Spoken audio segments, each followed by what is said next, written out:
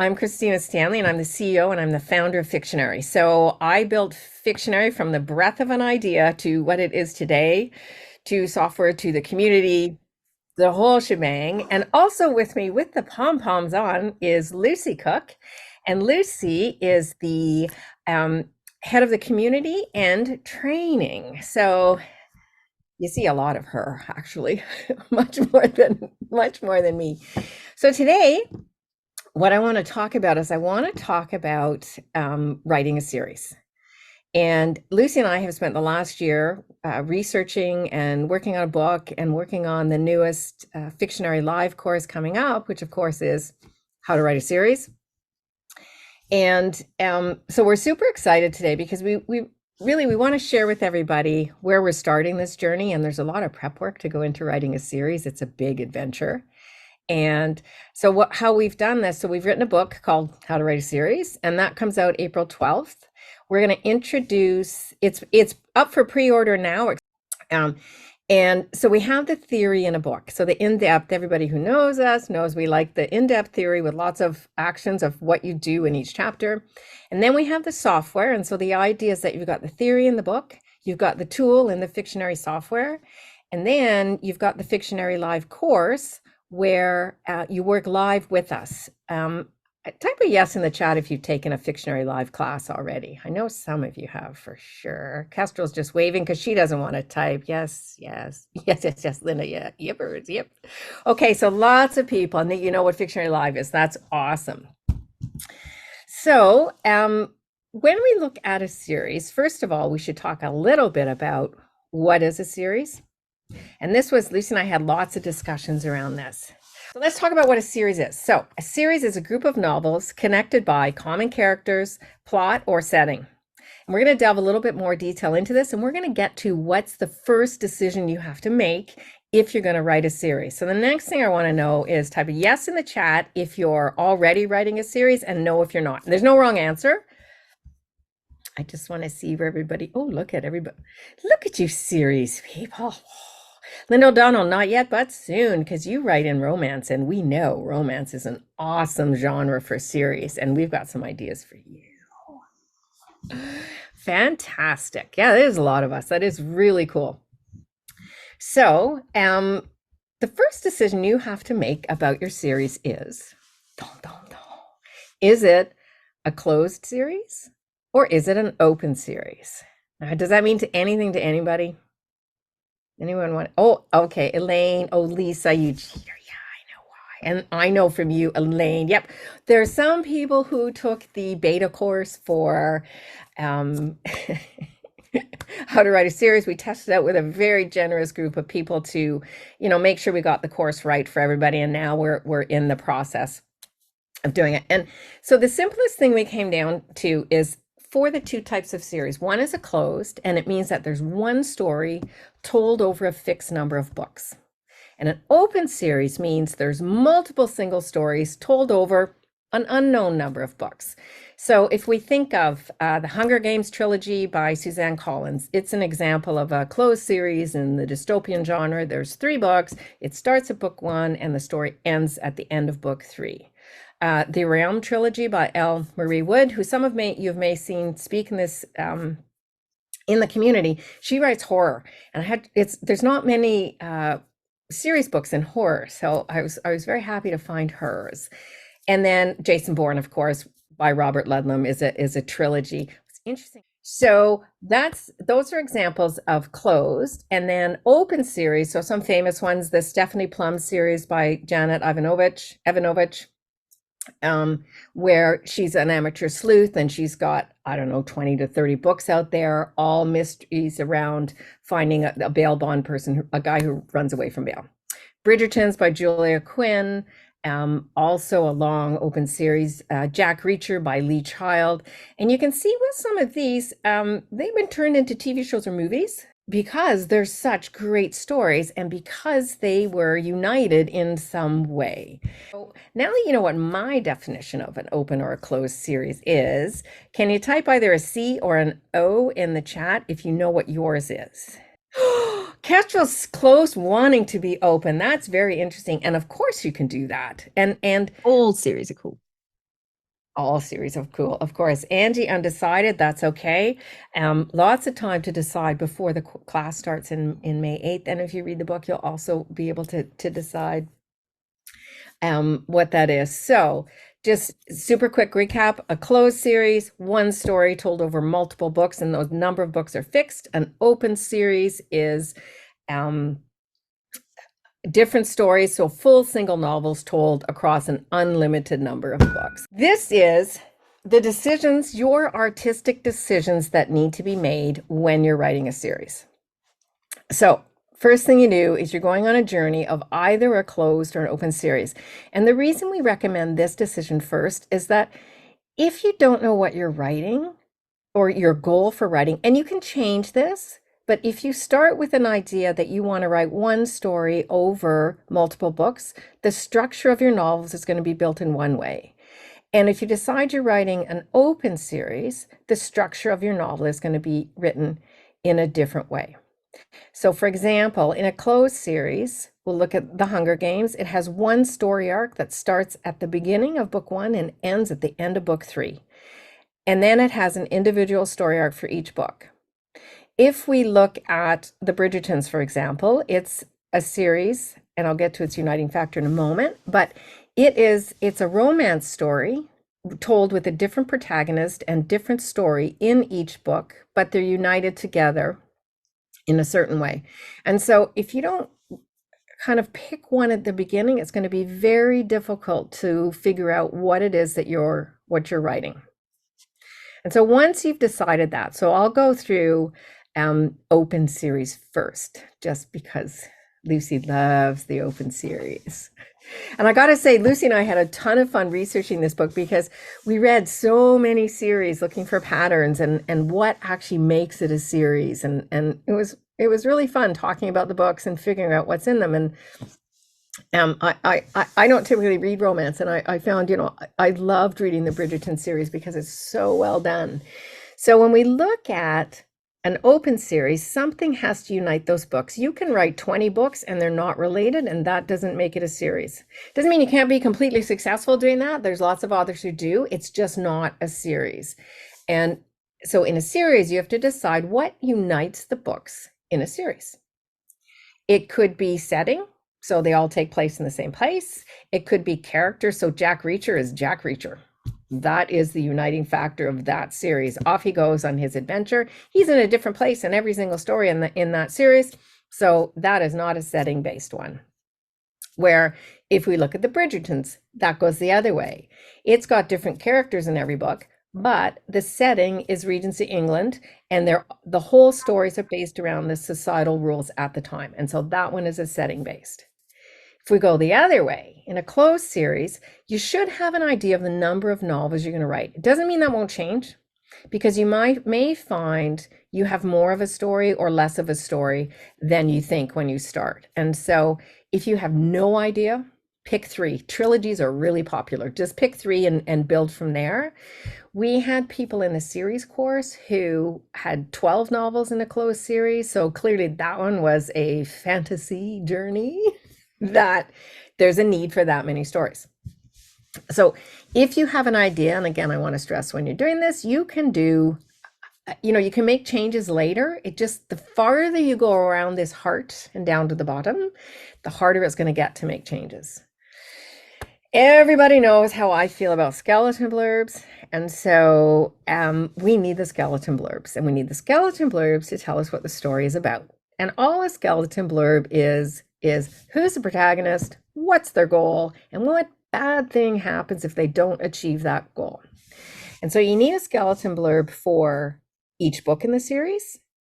And then for closed series, you need a skeleton blurb for the whole series. And for an open series, you need a generic skeleton blurb. And this is going to help you link all of the stories. And in our book, we go into great detail about what this is and how you do it. And we give you actions, how to build each step. And in the Fictionary Live course, we'll do this together. And so each class is going to be around one of these things, and we're going to do it live in the Fictionary app so that everybody can build, set up and outline their series before they start writing it, and do that in 6 weeks. Then we go down to the little curvy bottom part of the heart. And on the open series, we need story arc patterns. And that's a huge topic, so I won't go into detail there. And on the closed series, we need to outline the 5 story arc scenes for each novel in the story series. And this is going to bring us to a place where we can test, do we have enough to write a series? So before we've written a word, we're going to go through and we're going to test.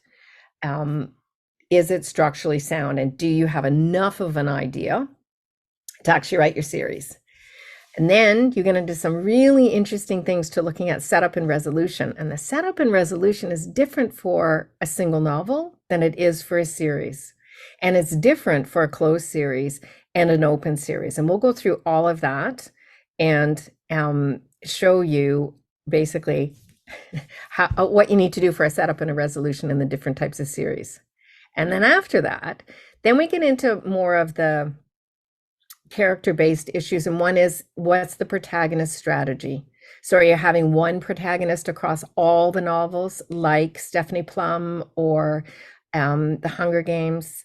Is it different protagonists like Bridgerton? Is it combined protagonists? Is it a group protagonist like Game of Thrones? And so you need to think about what the strategy is for that. And then once you know who your protagonist is, then you need to think about what's your point of view strategy, and consistency is key here on what you're doing. And then narrative strategy. Are you writing a first or second person, present or past tense, etc.? So that's then kind of the final thing. And as we get closer to the bottom, you have more flexibility. You can start writing your series. You know, once you've passed the series structure test and you think, yeah, I got enough here, you can start writing at any point and working through the rest of the, I don't know what to call it, the tale of the heart. I don't know. So, Lucy, now that we've spent, I second this question. What if you have more than one series, some closed, open, but share universe and characters? Absolutely. And so now you're getting into really advanced territory. And so if you can do this process for, if you have a closed series within an open series, and that, Lucy, the turtle one. Terry Pratchett, Discworld. There we go. Thank you. That's, I knew you'd know. Lucy remembers all of these stuff just like that. I just have to say a few words and she's got it. Clearly, we've worked together a lot over the last year. So if you start small and go, okay, so one of my closed series is this, and then within that I have, you know, I'm gonna have a shoot off, and I'm gonna have an open series here. If you, when you're doing this, you keep a series vault, and we'll go through that in the book and in the course. And if you keep enough information for each of these that you can quickly reference, which contains, it's not like what people refer to as a Bible for the story, where you're recording this character has blue eyes and then is 5'2", et cetera, et cetera. It's about keeping track of the high level story in the series and how you're managing the series. And if you do that for any of the, you know, a prequel, a sequel, the closed series, the open series, the easier it's going to be for you to do a really complicated structure. So this is going to give you the baseline, and then you can build off of that in pretty well any offshoot, because I mean, things are so flexible now in the publishing industry. If we look at you know, the Bridgerton series, she published it, and then people wanted, and she writes it with a prologue and an epilogue, and people wanted to know more about what happened later in the character's life. And so she wrote a second epilogue, and her publisher republished it. So it's got an epilogue and an epilogue. So you can see, like, well, this is what happened right after the story. And then this is what happened 20 years later. And so there's so much flexibility now that really, if you have a way that you can keep track and organize that information, then it's going to be easier for you to do that. Okay, so while we're working on this, Lucy and I collaborating, super fun, and I highly recommend collaborating on a book with somebody else.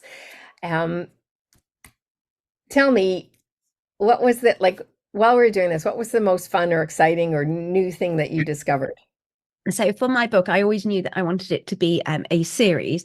And so, but I was always like blocked because I couldn't actually see what the next stories were going to be. And as soon as we set out the process, you then have to make sure it works. And so I've been wanting the series for about 4 years. I know vaguely before I started this process what the story's going to be about. And within 5 minutes of Christina and I just sitting down, I went, oh, that's the skeleton blurb for book 2.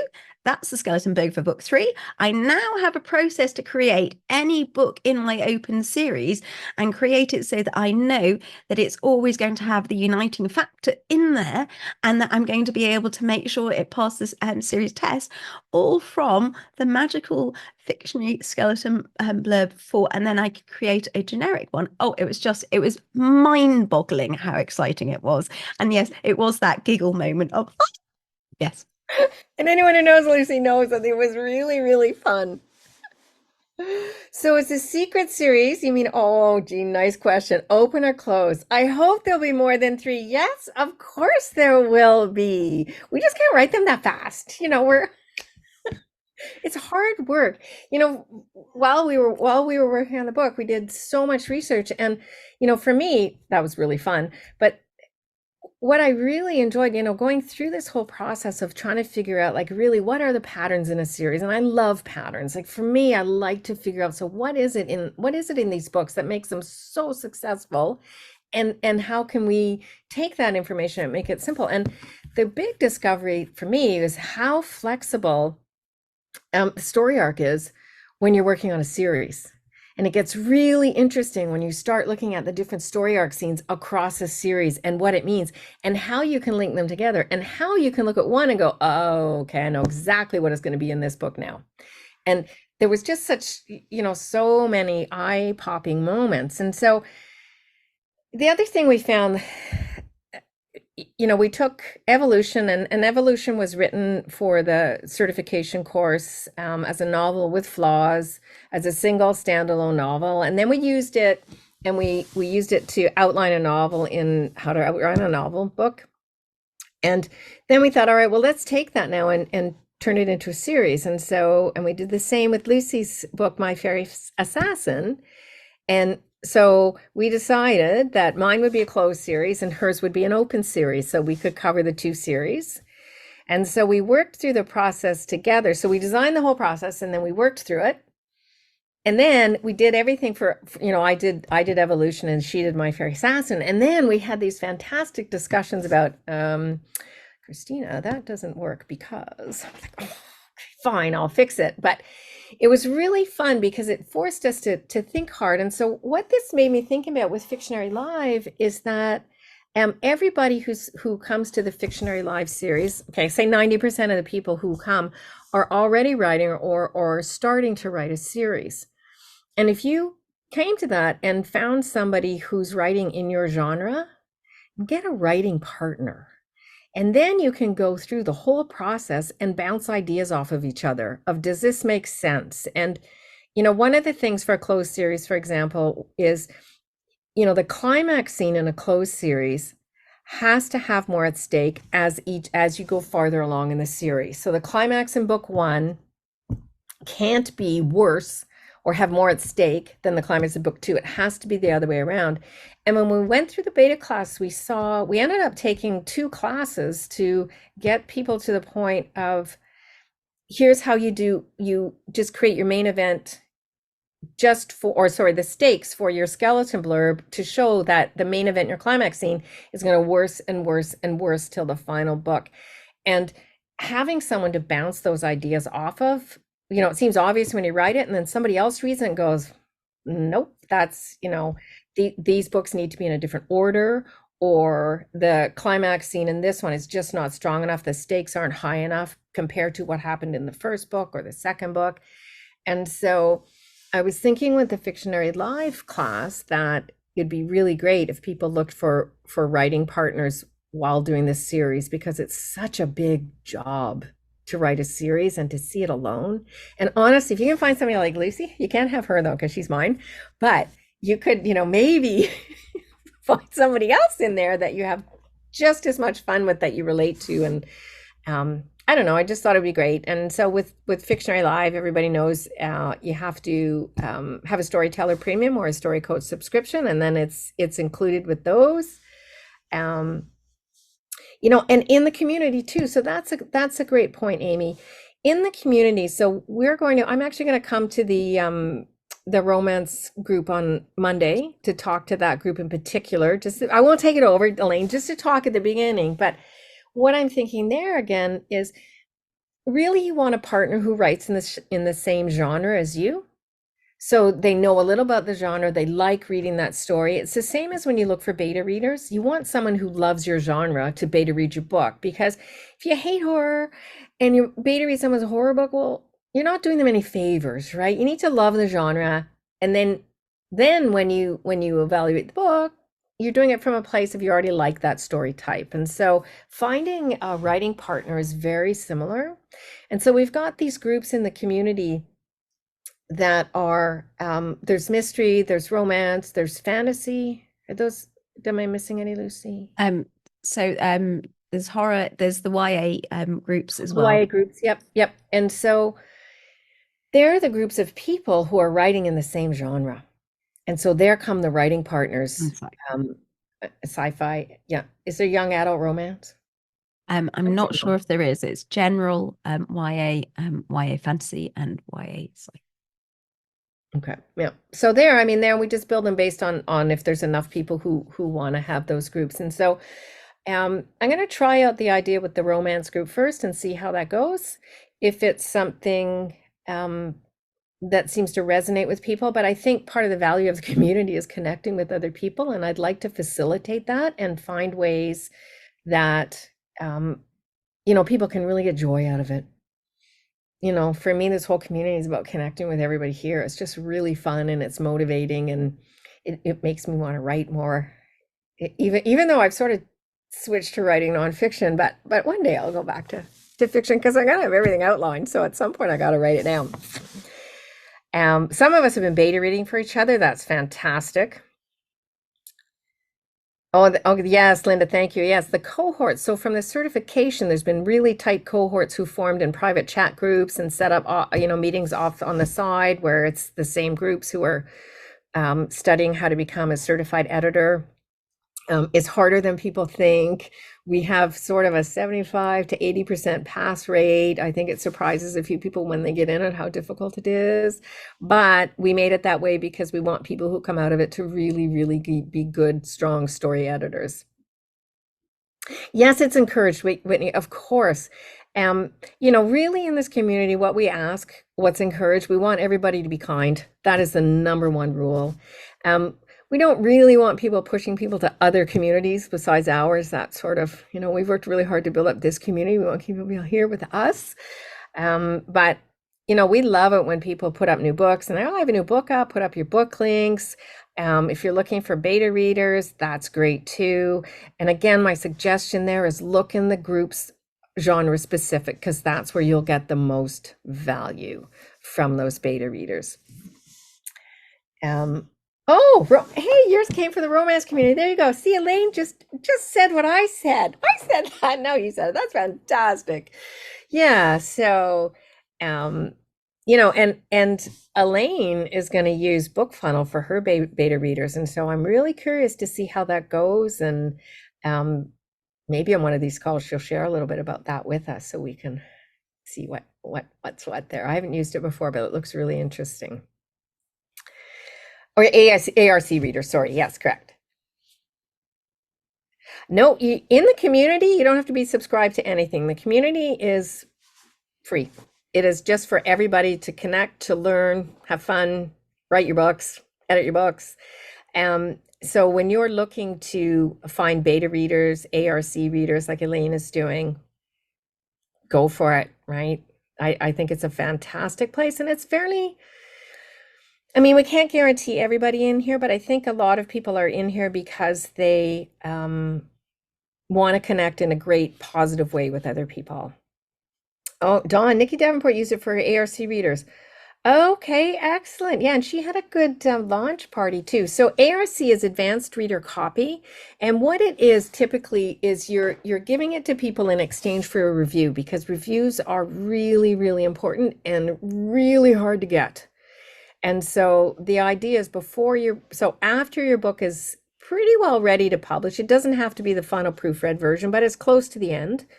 Um, you give copies to people in exchange for an honest review. And then the day it comes out, you want the reviews up on Amazon, Apple, Goodreads, whatever, anywhere people are online. And that really, really helps. And I can tell you, even for Lucy and I, who have this whole community, it's been amazingly hard to get reviews for Secrets to Editing Success and Secrets to Outlining. And so, you know, if you've read it and you haven't posted a review, please do, because we really need them.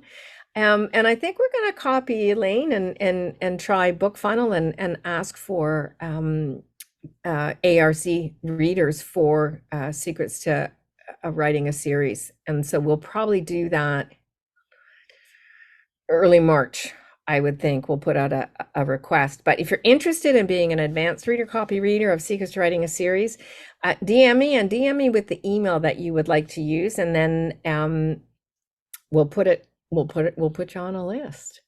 Thank you, Linda. Bye. Okay, so we're at 2:29. Anybody want to throw in any other questions? Doesn't have to be about series. You can throw in any question.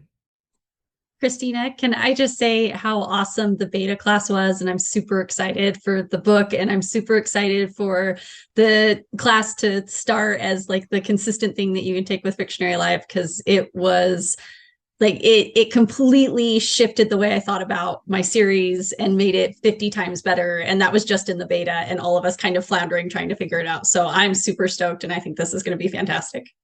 Yes, that is very exciting. Thank you. I mean, it was hard. It was very stressful doing that course because doing a beta course is, you're testing. So a lot of it is trial and error, and we learned a ton, and we learned a ton because everybody who took it was really generous with their thoughts and with their work, and we had a chance to really look at people's books and their strategy, and it gave us a really good place and a safe place for us to practice, where it's hard to put stuff out when you're not really 100% on it yet, and so it was really great. Yeah, well, thank you, Lynn. All righty. I think we're good then. Well, thank you everybody for attending, and anyone in the romance group, we'll see you on Monday. Bye. Bye.